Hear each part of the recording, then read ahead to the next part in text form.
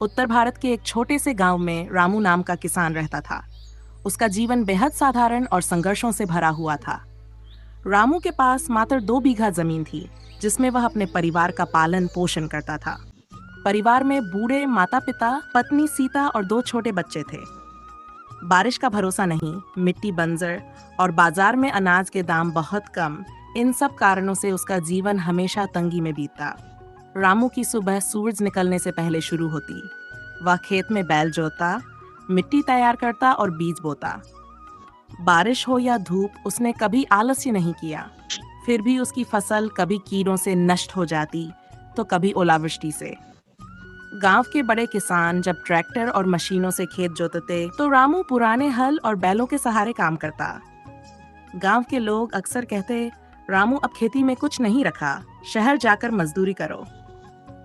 लेकिन रामू को अपने खेतों और मिट्टी से गहरा प्रेम था। वह मानता था, धरती माँ को जितना प्यार और मेहनत देंगे, वह उतना ही फल देगी।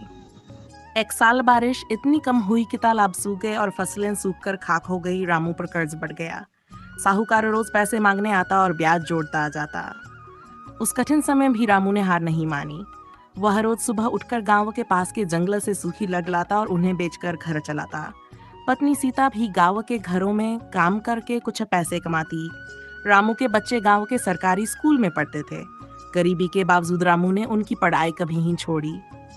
वह अक्सर कहता, मेरी जिंदगी तो खेतों में बीत जाएगी, लेकिन मेरे बच्चों की जिंदगी खेतों में न बीते। शिक्षा ही उनका भविष्य बदलेगी। एक दिन गांव में कृषि विभाग के अधिकारी आए। उन्होंने किसानों को आधुनिक खेती के तरीके समझाए, कैसे कम पानी और कम खाद में भी अच्छी फसल हो सकती है, कैसे नई किस्म के बीज उत्पादन बढ़ाते हैं। ज्यादातर बड़े किसानों ने इन बातों पर ध्यान नहीं दिया, लेकिन रामू ने हर बात ध्यान से सुनी। उसने तय किया कि वह नई तकनीक अपनाकर देखेगा। रामू ने पुराने बीजों की जगह नई किस्म के बीज खरीदे, जैविक खाद तैयार की और खेत में नई पद्धति से बुवाई की। उसने खेत के किनारे छोटे छोटे गड्ढे बनाकर पानी की बचत की और कीटनाशक की जगह गोमूत्र और नीम का मिश्रण इस्तेमाल किया। ये सब करने में उसे बहुत मेहनत करनी पड़ी, लेकिन उसने हिम्मत नहीं छोड़ी। फसल तैयार होने लगी तो गांव वाले हैरान रह गए। जहां बाकी खेतों में पैदावार कम थी, वहीं रामू के खेत में हरी भरी फसल लहराने लगी। अनाज भी मोटा और अच्छी गुणवत्ता का था। इस बार उसकी पैदावार दोगुनी हुई। उसने कर्ज चुकाया और कुछ पैसे बचाकर बच्चों की पढ़ाई के लिए रख दिए। अब रामू गांव के किसानों के लिए मिसाल बन गया।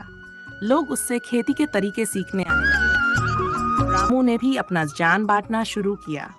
वह कहता, मेहनत करो, नई चीजें सीखो और धरती माँ को सच्चे दिल से सींचो, तभी सफलता मिलेगी।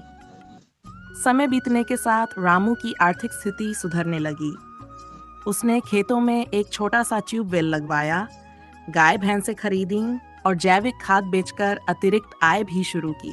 उसकी पत्नी अब घर पर ही दूध और घी बेचकर मदद करने लगी। रामू के बच्चों ने पढ़ाई में अच्छा प्रदर्शन किया। बड़ा बेटा कृषि विज्ञान पढ़ने शहर गया और छोटी बेटी नर्सिंग की पढ़ाई करने लगी। रामू गर्व से कहता, मैं भले गरीब किसान हूँ, लेकिन अपने बच्चों को शिक्षित बनाऊंगा।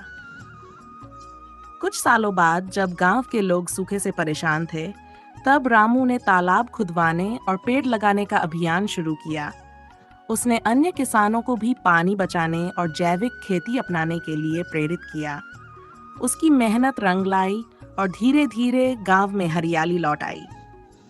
रामू की कहानी ये दिखाती है कि कठिन परिस्थितियां इंसान को झुका सकती हैं, लेकिन जो संघर्ष और मेहनत से लड़ता है, वह बदलाव ला सकता है। रामू ने न केवल अपने परिवार की स्थिति सुधारी, बल्कि पूरे गांव के किसानों के लिए एक नई राह दिखाई। कहानी का संदेश, गरीबी कोई अभिशाप नहीं, मेहनत और लगन से इसे बदला जा सकता है।